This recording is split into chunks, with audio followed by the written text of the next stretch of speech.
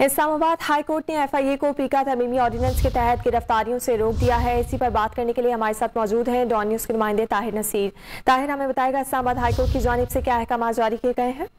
जी देखिए, पीका तरमीमी ऑर्डिनेंस के खिलाफ PFUJ की दरखास्त पर इस्लामाबाद हाई कोर्ट के चीफ जस्टिस अतर मोल्ला ने समाअत की। दौरान समाअत PFUJ की जानिब से वकील काजी आदिल अजीज एडवोकेट पेश हुए और उन्होंने मौक़िफ़ अपनाया कि 17 तारीख को सेनेट का इजलास खत्म हो और 18 को कौमी असम्बली का शेड्यूल था। इजलास को इसलिए खत्म किया गया कि ऑर्डिनेंस लाया जा सके। चीफ जस्टिस ने इस्तफसार की कि पीका के किस सेक्शन में ऑर्डिनेंस से तरमीम की गई है, जिस पर वकील ने मौक़िफ़ अपनाया कि एक तरमीम के अलावा नई सेक्शन भी शामिल की गई है। चीफ जस्टिस ने रिमांड दिया सेक्शन 20 में क्या तरमीम की गई है, जिस पर वकील ने मौक़िफ़ अपनाया कि सजा 3 साल से 5 साल कर दी गई है। इस्लामाबाद हाई कोर्ट के चीफ जस्टिस ने पीका तरमीमी ऑर्डिनेंस के खिलाफ दरखास्त पर अटॉर्नी जनरल को नोटिस जारी कर दिया है और उनसे कल जवाब तलब किया गया है, जबकि हाई कोर्ट ने FIA को पीका सेक्शन 20 की तहत गिरफ्तारी से रोक दिया। इस्लामाबाद हाई कोर्ट ने हुक्म दिया है कि FIA पीका सेक्शन 20 की तहत कोई गिरफ्तारी नहीं करेगा।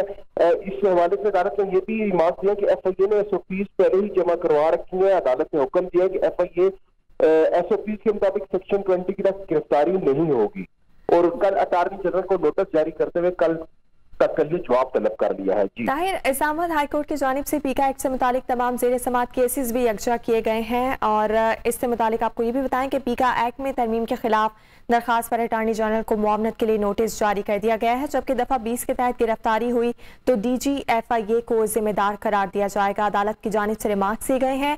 इस्लामाबाद हाई कोर्ट ने पीका कानून के तहत गिरफ्तारियों से भी रोक दिया है। ताहिर नसीर ने इस पर हमें अपडेट किया, बहुत शुक्रिया। ताज़ा तरीन वीडियोस के लिए हमारा YouTube चैनल सब्सक्राइब करके बेल आइकन प्रेस करिए ताकि आपको मिले हर अपडेट सबसे पहले।